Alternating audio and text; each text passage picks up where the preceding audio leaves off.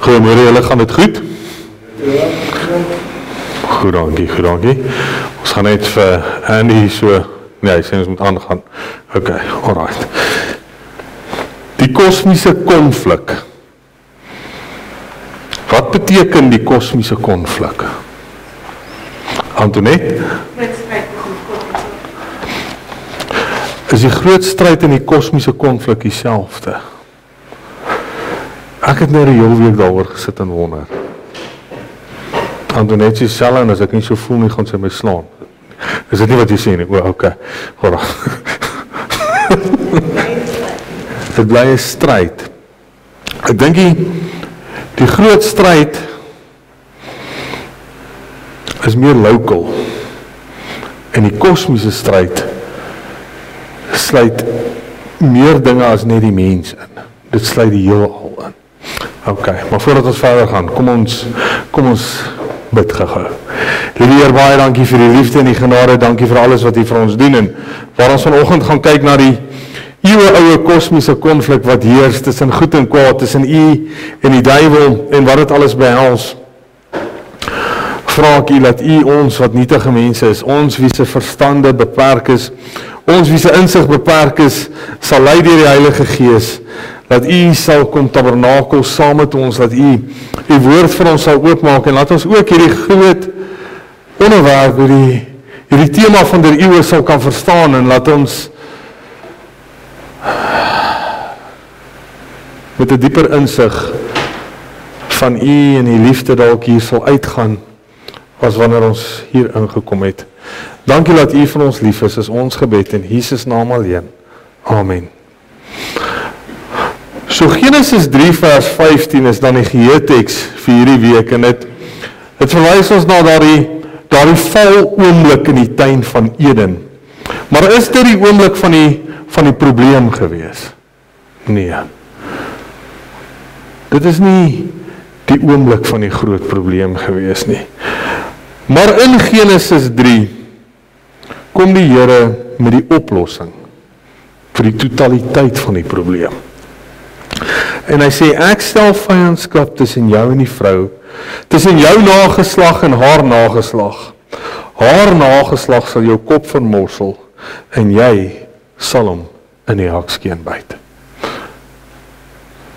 Wat sê daardie vers vir ons? Kom, julle moet praat, het julle stemband losgemaak vanoggend. Wat sê daardie vers van ons rondom die hele groot kosmiese stryd?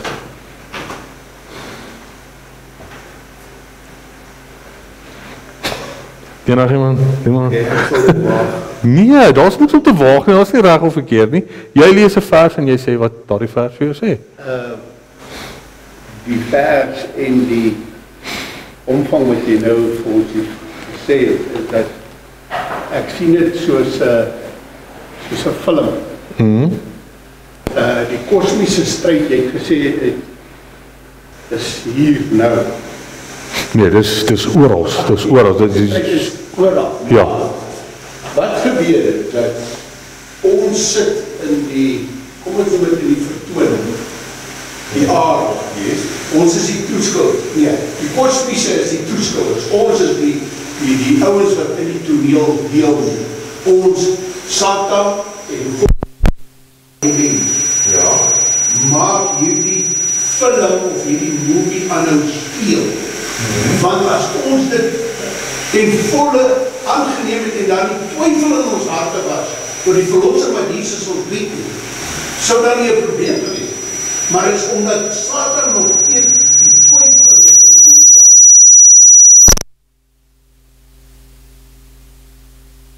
Baie mense hier, daar is al 'n twyfel in my gemoed nou.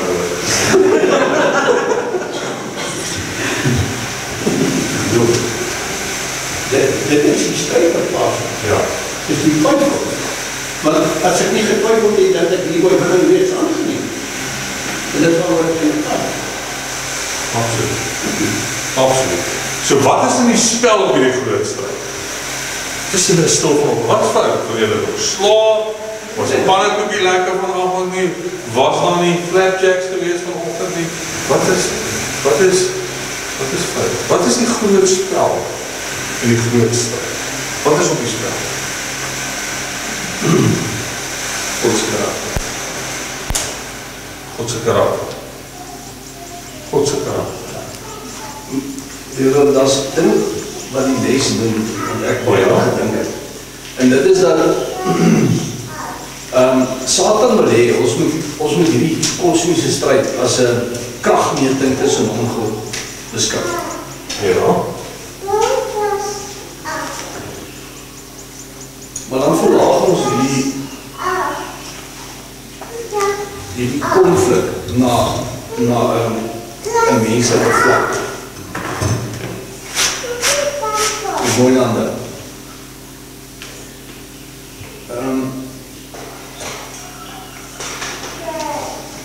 Ek dink is deur 'n Morris wending.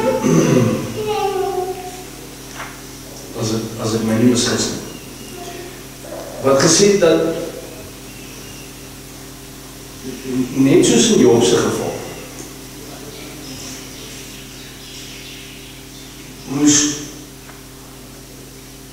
God 'n arena skep. Job het nie geweet van dit nie.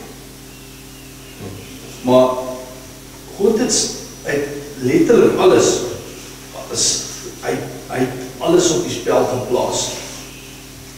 En vertrou op Job se getrouheid. Die punt is dat Satan se mag oor ons is net so ver as wat ons moet toelaat. Ons hoef nie in dieselfde slaggat te trap as ons het die lig van al die goed op ons pad skyn. Ons hoef nie, en my pa het baie gesê, die nuwe generasie hoef nie die foute van die ou generasies te herhaal nie. Hoekom moet ons, hy het altyd gesê, hoekom moet ons daar gaan? Hoekom moet ons daar gaan hoekom moet ons aan hy warmplat vat om te weet dat hy warm is? Ons kan net glo dat as ons aan hy plaat vat, gaan ons brand. Of as ons sonde in ons lewens toelaat, gaan dit ons byt. As ons met 'n ou wat nooit slange hanteer word selfde gebyt. Die feit is dat die meeste ouens wat gebyt word deur slange is mense wat hulle hanteer. En ons het nou onlangs gesien van 'n man wat vir 'n maand gelewe het na 'n mamma gebyt het, wat mense sê. Maar feit van die saak is die ander kant van die swaard sê dat hy sê hy is jou in die haakskeen byt, maar dit sê in dieselfde sin sê hy sal sy kop vermorsel. Ja. So ons konsentreer partykeer net op die haakskeen byt. En nie op die kop vermorseling. Okay, kom nie. Soos jy aan die begin gesê, baie kykers wat ene byt en slange en wat ook al, die hele skepping, net soos 'n proper ANC kader nou sal sê, ons moet al die stakeholders daar so sien. Nou as jy die hele heelal, wie dan net verwys na Job, almal was daar by mekaar. Nou, ek sê dit meer as dit, want ons sien die skepping en die thema deur die Bybel van tot met deur die evangelie, tot met die hele skepping was in baringsnood, alles. Die kleinste deeltjie wat geskape is, die hele heelal wat al die natuurwette wat versteur is, alles is omver gegooi. Want Satan het 'n letterlike spanner in groot werke gegooi. Nou het ons selfs daai, ek kan amper sê ons broer en suster wat op 'n ander planeet sit, is betrokke. Hulle sit ook kyk, want Jesus het dit duidelik gestel, hulle is ook betrokke in wat hier op die aarde afspeel. So, ons is eintlik vir die lewe, maar die vraag wat ek wil vra is, terug te kom is, was ons betrokke of het Jesus ons betrokke gemaak? Was ons betrokke of het Jesus ons betrokke gemaak? So kom ons op daardie punt, lees ons gou die gelykenis in Matteus 13. Want dit is die groot vraag, en ek dink dit is vraag wat in die vorige weke se lesse uitgekom het, wat bly wil terugkom, en asof dit nie begrawe wil word daardie vraag nie, né? Die gelykenis van die onkruid. In 'n ander gelykenis het hulle voorgehou en gesê, die koninkryk van die hemel is soos 'n man wat goeie saad in die land gesaai het. Maar terwyl die mense slaap, het sy vyand gekom en die onkruid onder die koring gesaai en weggegaan. En toe die spruitjies opgeskiet en vrug gevorm het, toe verskyn die onkruid ook. En die diensknegte van die huisheer het gekom en vir hom gesê, meneer, het u dan nie goeie saad in die land gesaai nie? Waar kry dit dan die onkruid vandaan? So, oom Niek se vraag is, wie het dit gedoen? Waar het God ons betrokke gemaak, of hoe het ons betrokke geraak? Hoekom is daar boosheid op die aarde, as die Here dit volmaak geskaap het? So dit is die vraag, so die boosheid, kom het uit God uit? Nee. Nou wie het die mens betrokke gekry?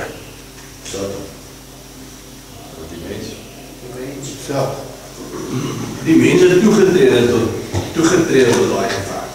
Okay, want Dani se stelling net nou het gesê, ons hoef nie in dieselfde slaghuisters te trap as ons ouers of ons grootouers of wie nie. Dis 'n kosmiese stryd hulle. En ek en jy het nie die vermoë om weerstand te bied teen die kosmiese stryd. Klaar. Niks in ons het ons die vermoë om weerstand te bied teen 'n bonatuurlike stryd nie. Nie in jouself. Nie in jouself nie. Glad nie. So my vraag is weer, hoe het die mens betrokke geraak?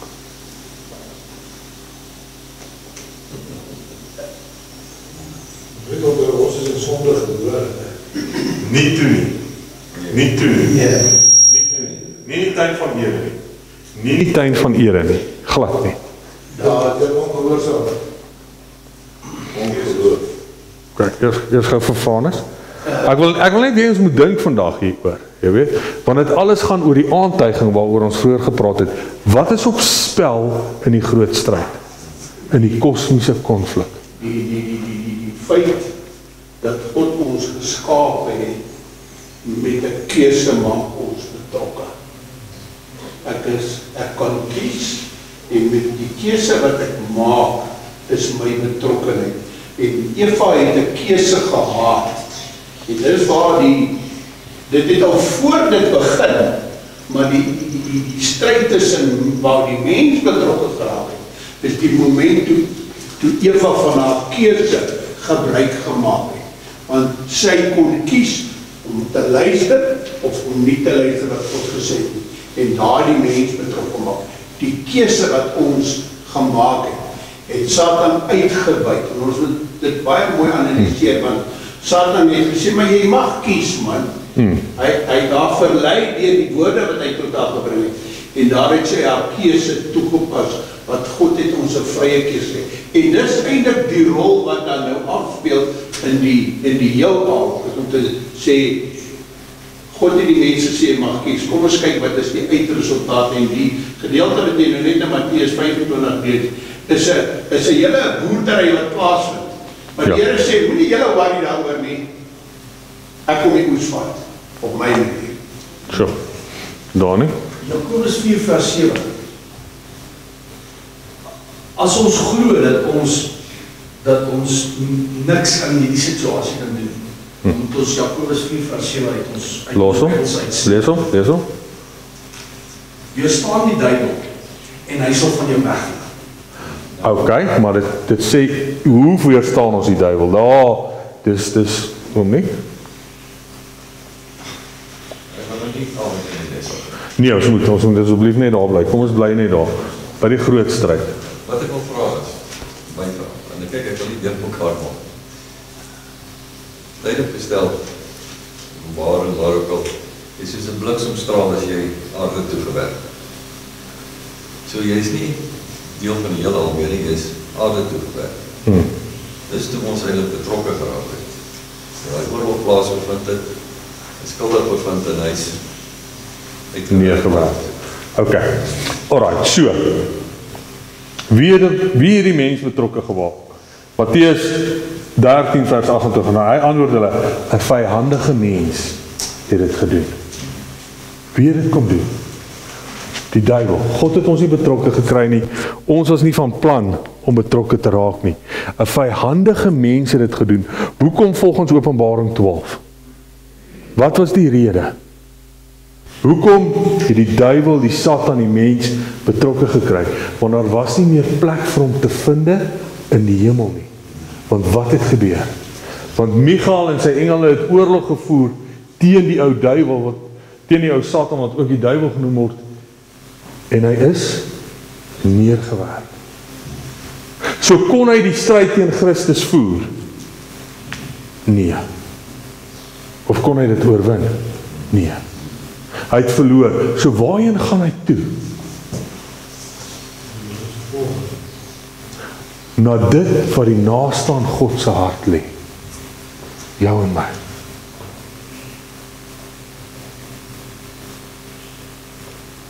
Was Eva mislei?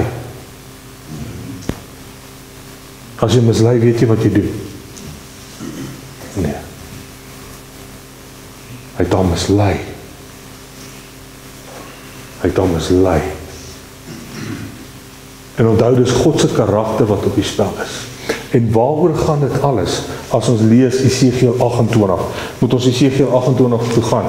Dis die vers waar we na Uniek verwys het, van hoe hy uit die hemel uitgeval het. Wat wou die duiwel gehad het? Wat wil hy hê? Aanbidding. Hy wil homself plaas in die plek van God. Hy soek aanbidding. En wat se stryd is die kosmiese stryd dan? Stryd tussen wie? Ware aanbidding.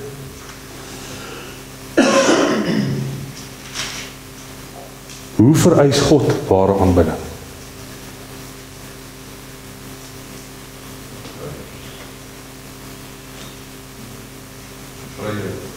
Vrye wil, vrye keuse, met liefde en in waarheid.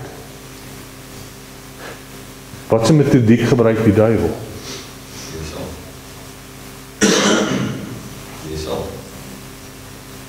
Hy bedrieg, hy leuen, valsheid, dwang, en hy skep 'n wankonsep oor dit waarvoor God staan, geregtigheid en liefde. En ons wat mens is, kom en ons straf van wat se stryk? Die stryk van misleiding. Daardie gelykenis van die koring en die onkruid is so mooi, want die mense het geslaap terwyl die vyand gekom het om dit te doen. Maar wat is Jesus se wat is die oplossing?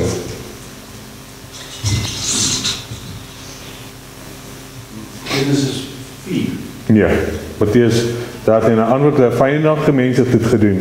Toe sê die diensknegte van, wil jy dan hê dat ons dit moet gaan by mekaar maak? Maar hy antwoord, nee, dat julle nie miskien as julle die onkruid by mekaar maak, die koring daarmee saam uittrek nie. Laat albei saam groei tot die oes toe. En in die oestyd sal ek vir die maaier sê, maak eers die onkruid by mekaar en bind dit in bondels of verbrand te word, maar bring die koring by mekaar in die skuur. So hoekom sê Jesus vir die diensknegte, moenie nou gaan nie. Moet dit nie nou uittrek nie. Kom, hier stom boere hierso. Hoekom gaan jy nie as jy geplant het en die goedjies ontkiem, wat ook al jy geplant het, hoekom gaan jy nie dadelik in trek bossies uit nie? Ja, ons doen baie keer, ons doen baie live wordt. Ja. Want iemand toe gaan, dat jy sien, ek wil nie reg het. En dan wil jy sommer, plaas jy dan maar los, starig met hom werk. Wil jy sommer om wat tyd gaan uittrek en uit in die situasie toe wat hy in is.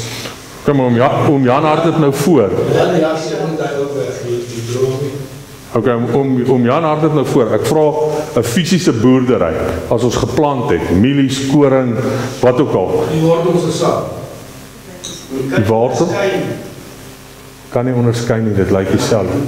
Die Hebreëse draadbok wat Ja. net soos koring lyk. Yes. So ek kan nie onderskei tref. Dat is R5 dat jy. My brand, maar dan vra ek alles. Dan Baie keer is van die onkruidse wortels verstrengel met die koring. Soos hierdie is sterker. Die onkruidse wortelstelsel is gewoonlik superieur. Hy's altyd sterker, dieper. yes. En dan trek jy dit uit, dan kom die koring saam uit. Okay. Dis onherkenbaar of hoe kom ek sê, jy kan nie onderskeid tref tussen die twee op 'n sekere stadium nie. Wanneer tref mens onderskeid? So groei. Die vrugte en die volgende. Vrugte, wanneer dit saad dra, wanneer dit op die oog af gesien kan word wat die verskil is. Toch weet die boer ook dat daar's 'n tyd net nadat dit gereën het. Ja, Wat die blaargif uitkom, is die enigste ding wat groen is. okay. En dis die enigste tyd, jy het 'n periode, jy het 'n vensterperiode waar jy van die blaargif kan uithaal. Want hy's groen in die veld. Die eerste goed wat groen word, dis hoekom die besem vreet. So, maar ek dink hier in hierdie spesifieke praat hy praat nie van die veld nie, hy praat van geplante land, want hy praat van die saaier, wat gesaai het, met ander land is voorbereid en gesaai, en hy sê die vyand het gekom, en hy onkruid kom saai in die land. Dus dit is 'n bietjie verskillend. Maar Ja. Sê na Genesis 4. Ja. En jy sê wat is die oplossing? Genesis 4 gee God vir Kain 'n oplossing. Ja. Vers 7. Kom ons lees vers 6. Dit is net na die scenario waar Kain sy vrugte gebring het en Abel het lammetjie. en die een se offer is aangeneem, die ander se offer is nie aangeneem. Nou sê Kain het kwaad geword. Dis die eerste fout wat hy gemaak het. En toe sy lip ook nog langer, sy onderlip is langer as sy boonlip. En die Here sien dit. En hy sê vir hom, Kain, waarom is jy kwaad en waarom laat jy jou hoof hang? Is daar nie verheffing as jy goed doen nie? En as jy nie goed doen, die sonde lê en loer voor jou deur. En sy begeerte is na jou, maar jy moet daaroor heers. So, Kain, die Here het gesien, die ou is op 'n pad, hy het voorbedagte rade hierso. Hy onkruid wat in sy hart gegroei het. Ek moes die week vir my buurman ook sê, jy het toegelaat dat die vyand nou onkruid in jou hart saai.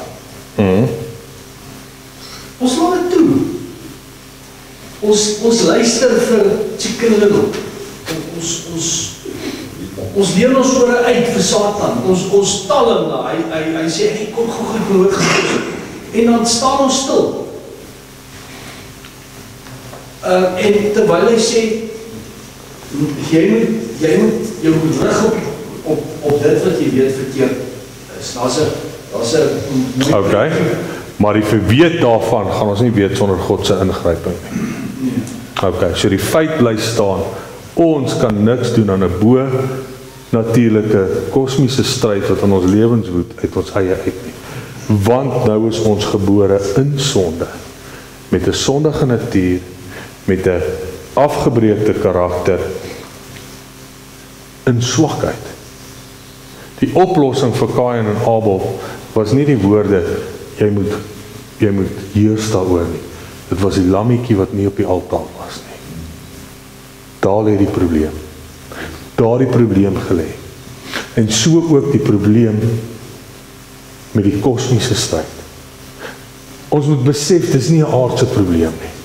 So 'n aardse oplossing gaan dit nie wegneem nie. Hierdie is 'n probleem wat sy ontstaan in die hemel gehad het. Jesegiel 28 vers 15 sê, jy was volkome in jou weë van die dag dat jy geskaap is, totdat daar ongeregtigheid in jou gevind is. Van wie word jy geskryf? Van Lucifer. Was Lucifer perfek? Wat? Nee, hy was 'n engel, maar wat se tipe engel was hy? 'n Gerubs. Waar was sy teenwoordigheid? In die allerheiligste. In die teenwoordigheid van God Almagtige. En luister wat sê Jesegiel dan. Wees die grootheid van jou koophandel het jy in jou binneste met geweld gevolg en jy het gesondig, daarom het ek jou as onheilige en van die Godgeberg afgedrywe en ek het jou stem in 'n vurige geestes uitvernietig, o Gerub wat beskik. Hoogmoed het jou hart geword oor jou skoonheid. Jy het jou wysheid verdrywe weens jou glans. Ek het jou op die grond gewerp, ek het jou oorgegee voor die aangesig van die konings, dat hulle op jou neer kan sien. Wees die menigte van jou ongeregtighede, hierdie onreg van jou koopal, het jy die heiligdom ontheilig. So wat is die oplossing vir die probleem? Dis 'n hemelse probleem.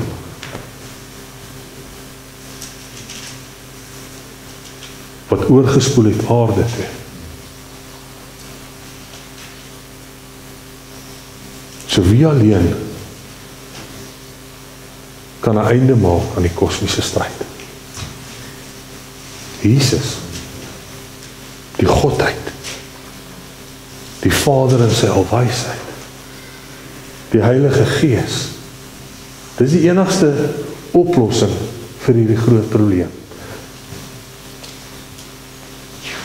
Maar hoe doen ons dit? Kom ons lees van Matteus 4. In Matteus 4, en ek dink is ook in Lukas 4, kry ons wat? Die versoeking van Jesus. Is dit iets wat ons kon doen? Nee.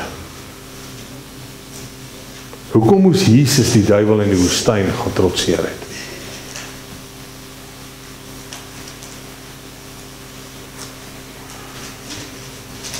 As ons perfekte voorbeeld? Ja. Kan nie. Wat my meer pla is die omstandighede. Vers 1 sê dat hy die Gees in die woestyn ingelei om versoek te word. Ja. Ek het baie vrae daaroor. Ek dink nie jy's die enigste ene nie. Was dit nie waar die kom oor die keuse? Keuse. Jesus het daai keuse gemaak om dit toe te laat, sodat die Gees hom in die woestyn kon inlei, want Werner van Wyk kon dit nie doen nie. Amen. Dit is die crux van die hele storie. Werner van Wyk kon dit nie doen nie. En onthou, dit alles gaan oor eerstens die openbaring van God se karakter.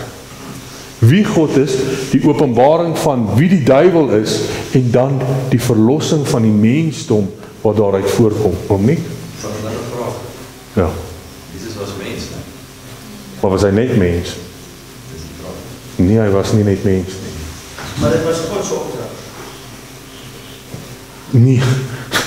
Opdrag is iets wat jou baas vir jou gee, en dan klim jy in jou bakkie en jy ry en jy gaan sit daai paneel. Wat het dit gevra? Dit was 'n plan. Dit was 'n plan.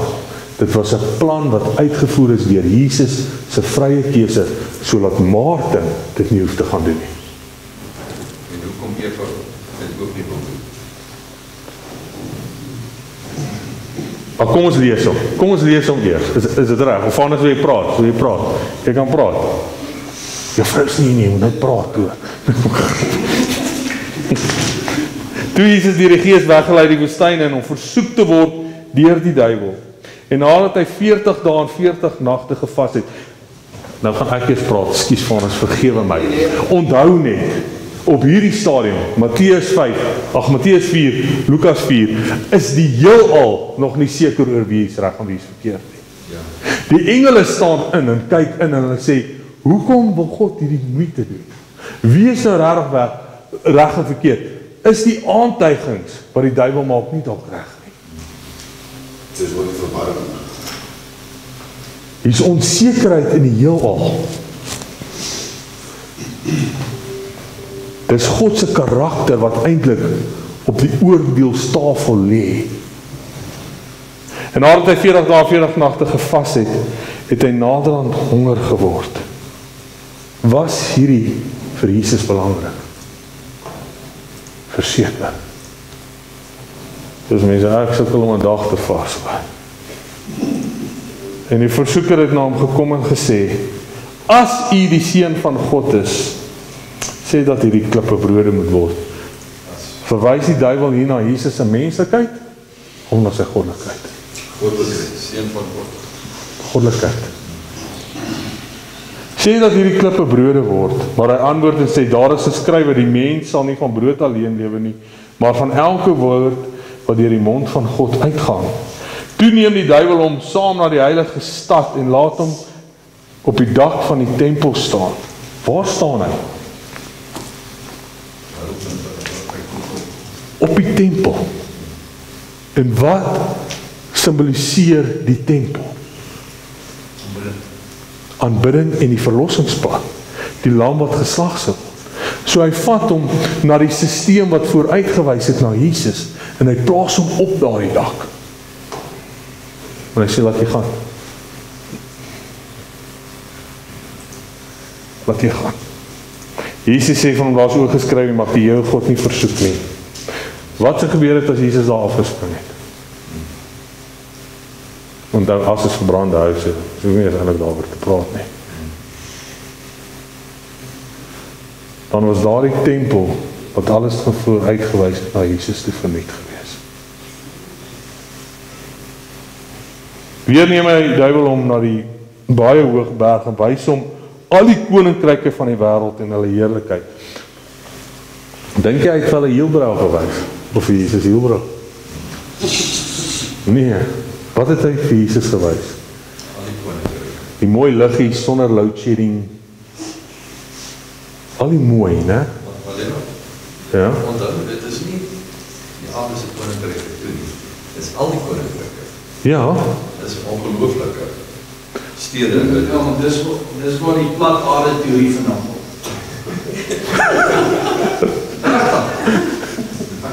Ek het 'n studie wat iemand vir my gestuur het daaroor en sê daai koninkryke wat ek moet gewys het is omdat die aarde plat is. Nee, dis die Vrystaat. Dis die Vrystaat waar jy kan sien hoe jou hond vir 4 dae aanhou hardloop. Verstaan? Ja, maar ja. As jy werklik, hoe ver gaan jy uit Jerusalem uit sien? Nee, gaan nie. Nee, dis ja. Hierdie is die werklike van voor die vloedse stede Yes. tot die wederkoms. So dit moes 'n ongelooflike gesig gewees het. Ons besef nie. Maar hy wys hom nie die bord trap wat nou staan by Fort Knox en sê waar is my goud nie. Hierdie is ongelooflike skatte, beelde. Maar hy wys vir hom die beste. Ja. Hy wys nie vir hom die neeweffekte of die nagevolge van die groot stede en die koninkryke van die wêreld nie. Hy wys vir hom die mooi. En ek wil vir u vra, wat se mens sou nie daar geval het nie? Presies. Want dis hoe ons groot gemaak word. Ek bedoel nou nie in ons ouer huise nie, maar dit wat die wêreld vir ons skep, is om suksesvol te wees. En dit wat die wêreld bied, te verower en dit te verkry. En hy wys dit vir Jesus, maar Jesus in sy alwysheid weet wat. Blink bo stink, stink onder. Hy weet dat dit kom met 'n prys. Prys van die mense.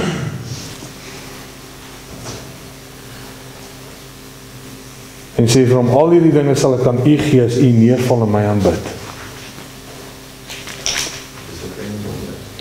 Toe sê Jesus vir hom, gaan weg Satan, want daar is geskrywe, die Here jou God moet jy aanbid en hom alleen dien. Daarna het die duiwel hom laat staan en daar het engele gekom en hom gedien. Daar kom Jakobus 4 vers 7 weer in. Ja, Hoekom moet die Satan geen pad teer? Want hy is weerstaan. ja, Hy het sy troefvraag verlaas gehou. ja, yes, Dit was 'n baak, dit was eintlik sy baak nie. Vraag. gaan oor aanbidding op die einde van die dag.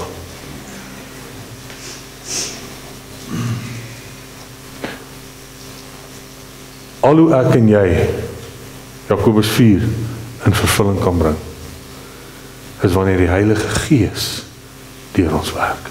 Amen. Dis nie ek nie daar nie. Dis nie jy nie. Dis God in my. Wat my die geleentheid gee. Wat is die rol van die Heilige Gees? Om ons te oortuig van sonde. Ek en jy kan nie weerstand op ons eie bied nie. En ek dink ons moet versigtig wees om te dink ons kan. Ons moet altyd nederig bly met die wete, ja, die duiwel kan van ons vlug. Ek stem heeltemal 100% saam met jou. Maar alleenlik as jy gevul is met die Gees van God. My vraag, excuse dat ek dit vraag, toe Petrus die hofdienaar van die keizer sal oor afgekap, wat het Jesus vir hom gesê? Gaan weg agter my Satan.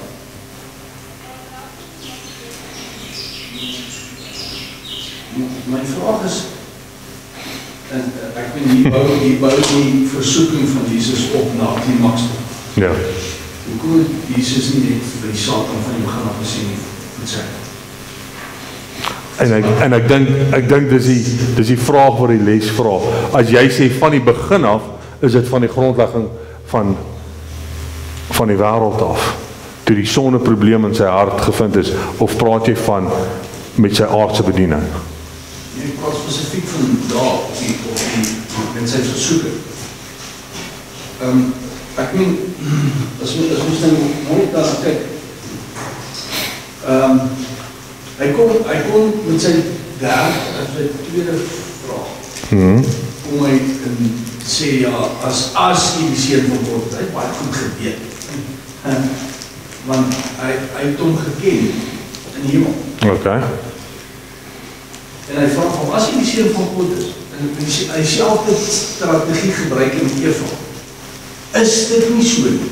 Nou hy vraag, Twyfel, want is dit moontlik dat Jesus op daai stadium, met alles wat hy gesien het, al die ellende wat op daai stadium aan die wêreld was, dat hy kon getwyfel het of hy werklik die seun van God is? onthou hy was swak daar, né? Hy was swak. So, ek wil net gou na Dani se vraag toe. Hulle staan al toue om in te kom, ons moet afsluit. Net gou terugkom. Hoekom, ek gaan maar nou jou woorde gebruik, hy nie vir hom gesê voetsek nie, jy weet. Hy kon nie, want hy is eers by die kruisdood van Jesus, waar die heelal tot die openbaring gekom het, van wie is reg en wie is verkeerd. Maar onthou, by die kruisdood het die mensdom nog nie tot die insig gekom van wie is reg in hierdie kosmiese stryd nie. Wie is reg en wie is verkeerd. So, ek en jy is in sonde geval, so ons wil die ding so hanteer. God in sy alwysheid sê nee, ons gaan tyd gee vir openbaring. Ons gaan tyd gee vir openbaring, want daar's 'n vrye keuse. Daar's 'n vrye keuse wat moet plaasvind. En ek kan nie kom en op die manier hoe die duiwel hierdie stryd voer, dieselfde voer nie. Ek moet terugskryf staan, ek moet laat die waarheid homself afspeel. Laat hemelse wesens en aardse wesens onderskeidelik op die regte tyd hulle keuse maak. Maar leer toch dink ek, excuse ek, waarbij. Maar hierdie... Hou net kort, Dani, asseblief. Ja.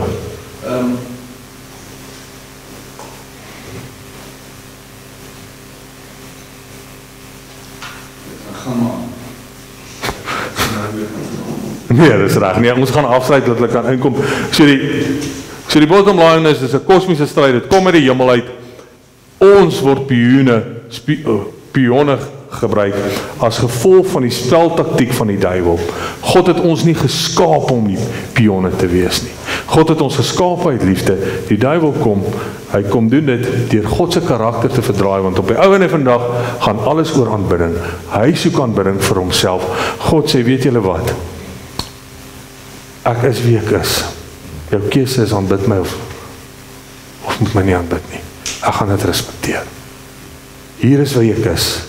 'n God van liefde wat gekom het om vyandskap te stel tussen sy saad en jou saad, sodat daar hoop vir julle kan wees, sodat daar lewe kan wees, sodat die duiwel julle nie almal hoef te vernietig tot in die afgrond eendag nie. Amen. Kom ons sluit die oë. Liewe almagtige Hemelse Vader, liewe Heer, baie dankie vir die liefde en die genade. En ons verstaan nie hierdie goed nie, want ons is self ook maar vervalle deur die sonde, en ek dink soms is ons ook selfsugtig, en ons wil hê, u moet nou en dadelik 'n einde aan hierdie hele stryd maak, maar u sê nee, want u is lankmoedig, en u wil hê, dat soveel as moontlik mense daardie vrye keuse kan maak tot bekering, om tot die ewige lewe te kom. En u hou aan met hierdie kosmiese stryd, sodat die duiwel se karakter net al hoe meer en meer geopenbaar kan word, maar ook sodat ons behoefte meer en meer van u kan besef, maar ook sodat u karakter meer en meer vir ons sal uitstaan. Mag ons dit nie vergeet nie. Mag ons ook onthou dat hierdie koninkryk nie u koninkryk is nie, en laat u 'n groter koninkryk vir ons beplan het, en daarom het u nie ingegee te die duiwel hierdie koninkryke van hierdie wêreld vir u gewys het nie, want u weet wat lê vir ons voor, en mag ons ook vashou in dit wat vir ons voor lê. Dis ons gebed in Jesus naam alleen. Amen.